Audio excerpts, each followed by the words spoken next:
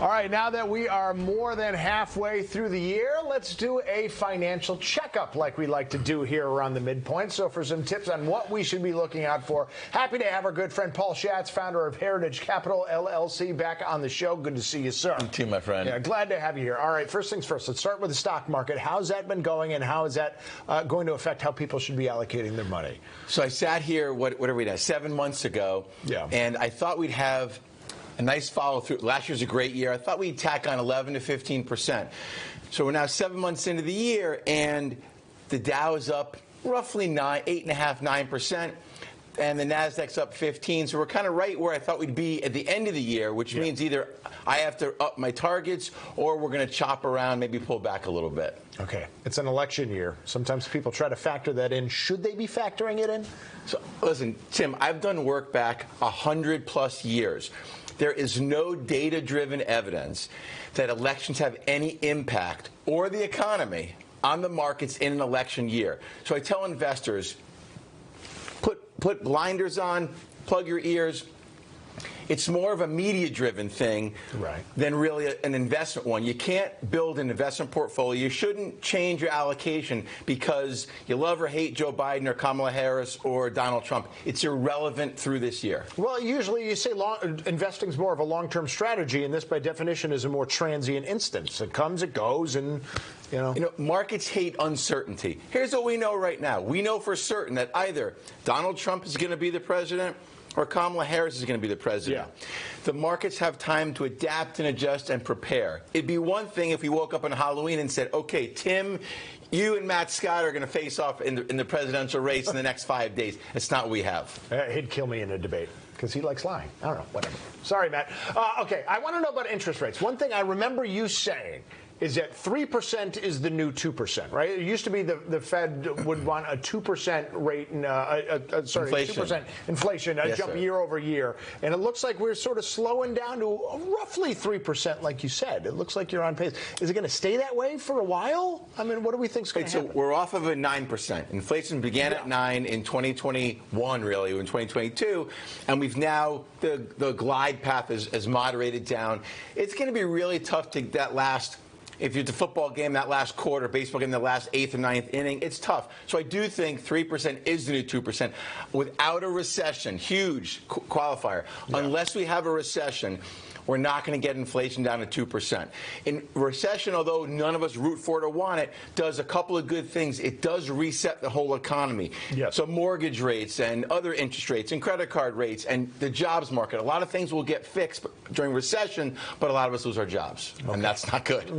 Yes, and for the most part, we've been able to avoid that. I mean, is it crucial to try to get it back down to 2%? I mean, it seems like we're chugging along fairly well on a macroeconomic sense at 3%. So there's two ways to look at it. One, inflation is moderated. It's now, I'll put air quotes, only 3%, or 2.5%. But you're the average consumer. We have high prices, even though prices are now only going up at 3%. Go to the grocery store, travel, do anything the average American does. It's really expensive to live. Go to Stop and Shop or ShopRite or even Costco. People bemoan prices. So is it important to get it down? Yes, over time. Are we going to get it down? No. Is there relief for the consumer? That's about all we're going to get. Yeah, I mean, at this point, it just looks like make more money, which a lot of people have been doing, but that's just not as universal. And you don't have control over it. It's much easier said than done. Of course, absolutely. Specific advice, any retirees, people about to retire?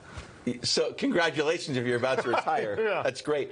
So two things. One, if you're about to retire, make sure you can comfortably afford to do so, whether you've got pencil and an old piece of paper or you've got a spreadsheet, but map out what income you're going to take in each year and what your expenses are. Too many people retired in the year 2000 and in 2007, right before the markets unraveled, 50+%, and they realized, oh boy, couldn't afford it because I relied so much on my investments to fund retirement.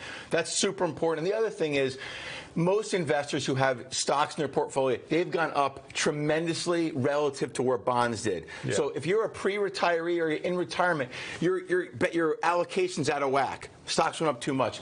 Bring that back into balance where your risk tolerance is what you hope it and you want it to be. Okay, last question. What might we see over the next 6 months to a year? Any big shocks coming? Something, maybe the housing market? Some people might be worried that that's going to go down or crash. Or So interest rates, not the ones the Fed controls, which will be coming down in 6 weeks from now. Yeah.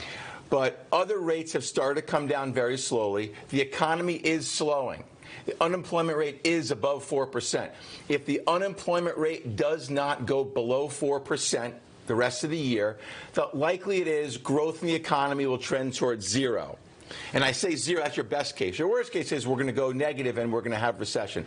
But if, again, the shocks are, it's never a shock we can plan for, right? Right, So by definition. we know that China could invade Taiwan. I take that off my list. We know a lot of things. The housing market, if growth slows in the economy, people lose jobs, the housing market will moderate, rates will moderate, and we all say, oh, that's great, except if you're the one losing your job. Yeah. But again, there's more risk in the stock market, and I love the market. I love the markets. Always have. But I think people should start to look at bonds, boring, stodgy, plain vanilla, yucky bonds, because the yields are fat right now. You can get more than the interest rates are up. Right, Yeah. 5% in a Treasury bill that's guaranteed by the full faith and credit of the U.S. government and not pay Connecticut state taxes. Yeah. People should not, leave their money in a bank earning under 1%. That's lunacy. Yes, it's 5% guaranteed. Again, this is not a risk. Full faith and credit of the U.S. government. Yes, sir. There you go. Actually, it's 5.33-ish right now. No Connecticut tax. No Connecticut tax. There you go. And we've talked about how to buy them before, and maybe we should do some of that again.